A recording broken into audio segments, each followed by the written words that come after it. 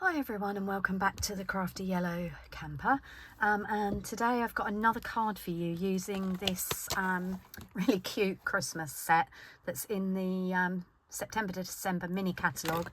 It's on page 29. It's called Jolly Delivery. This is the stamp set, and it also comes along with some dies. There are some there's some white fluffy trim, and there are some coloured dots, and also this really cute designer series paper, which also comes with 2 sheets of pre-cut die cuts. So brilliant for making quick Christmas cards. This card I'm going to show you today is a little bit more complicated, so you maybe wouldn't be wanting to make a stack of these, but these die cut elements together with some of these papers, like these scene papers here, really quick and easy cards. I haven't actually made anything with these die cuts yet, but I can see that these are going to be really easy to use, especially with some of the backs of the papers. So you've got this sort of checked back here and this sort of dotted one here. And I think some of these little buildings and some of the little animals will make really quick cards. And if you didn't want to use them for cards, absolutely fabulous for tags as well. So I'm just going to slide that to one side, and then I'll show you what we're going to be doing today. Just got my instructions off to one side because there is some measurements that I need to tell you. So we're going to make a Z fold card. So this is what it looks like flat, excuse me, and then it opens out to stand. Hopefully you can see that like that, hence it's called a Z fold. So I've got to cut some papers and bits and pieces, but we'll do that while we go along. So the first thing that I've got, I'm just going to pop that card back in its envelope so it doesn't get grubby, and then I can actually send it to somebody. Right, so the first thing we've got half, just going to grab my trimmer, half a sheet of Pool Party. I'm in the UK, so this is A4 cardstock, and it's cut half of the length, so it's cut at 10.5 because A4 cardstock is approximately 21 centimeters wide. So that's cut at 10.5, and with that we're going to be scoring along the long side of the paper. So I'm just going to move my blades up on my trimmer. So if you've got the Stampin' Up trimmer like I have, the grey one is the scoring blade and the darker one is the cutting blade. So we want to be using the scoring blade, not the cutting blade. I'm trying to get my trimmer so that you can see it. Okay, so as I said, A4 cardstock, cut down the length of the cardstock at 10.5 centimeters, so that's half a sheet, so you get 2 bases out of 1 sheet. And then what we're going to do, we're going to score along the long side of the cardstock at 7.4 centimeters, so 1 under 7.5, and then at 14.8, so 2 under 15. And that makes the basis of our card. Then you're going to need another piece of cardstock, and this again is the length of the A4 sheet, and this is 5.25. Yeah,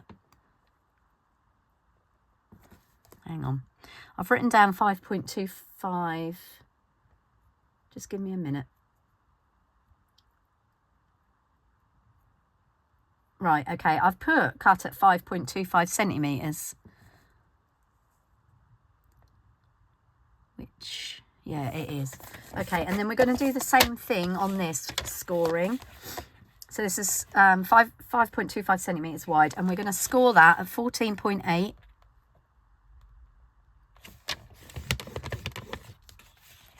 and 7.4. So exactly the same as we did on the larger piece, the wider piece. So we've got our 2 pieces of cardstock there. Now what you need to do is make the fold. So first of all, you're going to fold it in half, which is your 14.8 score. And then let me bring this out again so you can see what I'm doing. And then what you're going to do, so that's our 14.8. There we go. That might make it easier for you to see. And then we're going to score that one there. So we've fold that one there, we've already scored it. So we've got a mountain and a valley. And then for the other piece, it's going to be reversed, because this piece is going to stick on here. Okay, so that needs to be a mountain, and that needs to be a valley. Okay, and they are going to stick like that. So you've effectively got a reverse. So we've got a mountain, then a valley, and well, actually no, we've got a mountain and a valley and a mountain and a valley, but they're at the opposite ends of the cards. Hopefully that makes sense. Okay, put that one away again now, because obviously we can move forward with making the next one. I've found if I don't put my cards away in cellophane envelopes, they tend to get a bit grubby, and then they're no good for me to use to actually gift to people. Okay, so we've got our base now. So we've got, you can see that will fold like that. Okay, then we need to come in with some patterned papers. Now, my tip for this is cut the pieces as you need them, as you go along, and then the pattern will match. If you've got some DSP that you aren't necessarily bothered about the pattern matching because it's just an all over pattern, then this bit isn't so important. But because this is, I want it to line up. Okay, so we've done our base, so we now need to cut this to fit our panels. So if you remember, this panel is 7.4. I'm just going to show you on the trimmer. This is 7.4, so we need to cut this at 6.9. Always take ½ centimetre off. Oh, actually, I'm just going to check the width. Have I? Yes, so this is cut down to 10 centimetres, and our card is 10.5. So if you want an equidistant gap round, then we take ½ centimetre off. So this was 7.4, so we're going to cut our first panel at 6.9, so that will then fit on there neatly. And then our next panel is also going to be a 6.9 because that's folded back. Okay, so that piece is going to go on there. Remember, we want the patterns to match. And then the last piece needs to be 14 point, no, we scored at 14.8, so we need 14.3. which is there, which is just going to give us a tiny little strip left over, and that piece is going to go in there. And by cutting them in order across the paper, you know that the pattern is going to match. So that's that piece, and then we're going to cut the pieces for our strip. Now again, I'm using a different piece of DSP. So this one's the dotty one on the back side and the animals on the front. For this one, I'm using the letters, and there are animals on the other side of that. But obviously I don't want the two different patterns of animals because they'll clash. So I'm going to use the letter side. So this time we need to go along the measurements in reverse. So for the first one, I'm going to cut at 14.3, and that will give us our section that's going to go along the long part of the Z fold. And then I'm going to need 2 at 6.9. And I'll go back through all those measurements for you in a second, so you know what you're doing. Right, once I've got my trimmer out of the way. So again, I want the patterns to match up, so that will be there and that will be there. Okay, and I've just got a little sliver left. Let me get that trimmer out of the way. Right, okay, so now what we're going to do is start mounting our cardstock. So the first piece I'm going to put on is going to go on the longer section of the Z fold, and I'm using Tombow multi-purpose liquid glue because it gives me some wiggle room. Okay, now as I said, I want these to match, so I'm trying to, there we go, and then obviously you can check where they're going by lining them up like that. So this piece is then going to go onto that middle bit there.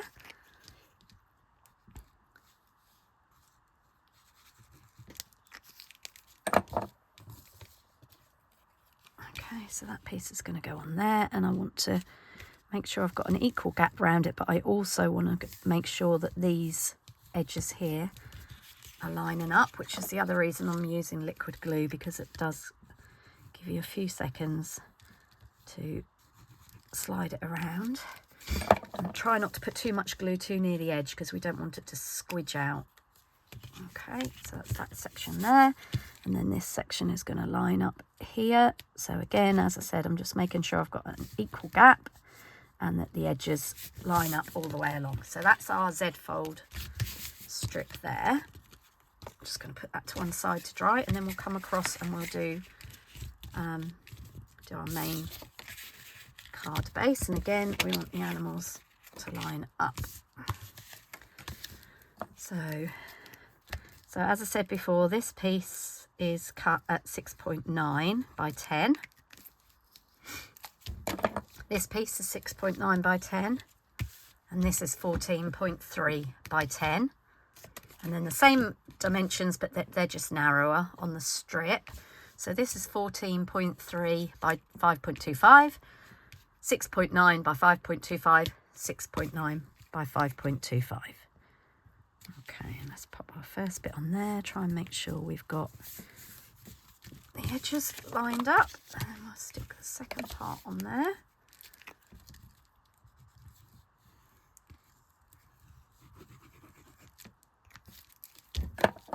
So basically your pieces are the same width going across, they're just opposite ends. Okay, now let's get that a little bit high. This is why I love liquid glue. The thing is, if you're using a tape runner, which is all very well, and they are convenient for certain jobs, if you're using a tape runner, once it's stuck, it's stuck. There's not really a lot of opportunity for lifting it and repositioning it, which is why I tend to use liquid glue. Okay, just want to make sure we've got an equal gap. Hopefully that's lined up. Right, so that's our main body of the card, and that's our Z-fold front. Okay, and I've just realised I haven't got the embellishment that I've used on the front of my sample card, but you'll get the idea. Okay, so the next thing we're going to do is we're going to put this together. Now, my tip for putting this together is to not do it flat like that, because however good you are at scoring and measuring, and however careful you line it up, you need it to go flat. So my tip for this is to put a little bit of glue. So I've got my Z-fold front folded, and I've just turned it over the other side. Now, we know that only this section here needs to be glued, because that's going to go onto that smaller section at the front. But I'm going to hedge my bets, and I'm not going to go right over to this fold, okay, because we don't want to stick the card to its inside. And then what I'm going to do, you can see if I turn that over, I've only got glue on the left hand edge, and what I'm going to do is stick that edge down first. Okay, so once I'm happy that that's adhered, now what is instinctive to do is then open it out, lay it flat, and then glue that end. But I want to make sure it's going to fold flat properly. So what I do is I fold the card, lift that up, and again just put a little bit of glue on this left hand edge here. Hopefully you're following this okay. And then I close the card, and once I lay this edge down, it's going to stick itself to the back section of the card, and that way I know that it is flat and folded. And then when I open it, I'll leave that to dry, but I know that that is going to fold flat. Whereas if you stick this end, spread that along, and then stick that end, when you come to fold it, it could be a little bit out. And you can actually see, look, I've got a little bit of a ripple there, because however good we are at scoring and folding, I'm not that good. And there's always, when we're doing small increments in centimetres, there's always room for a little few mil of error. So that's my tip for sticking your Z fold panel onto your main card, is to do it one end, fold it, flip it over, put the glue, fold it flat. Okay, then I've got another piece of white cardstock, basic white cardstock, and this is for the back of the card because obviously we've got nowhere to write on the inside. And this is going to go on the back. So this is cut at 10 by 14.3. And if I go back to my original card, you can see I've stamped, hoping this Christmas is the most magical yet, and I've just stamped the little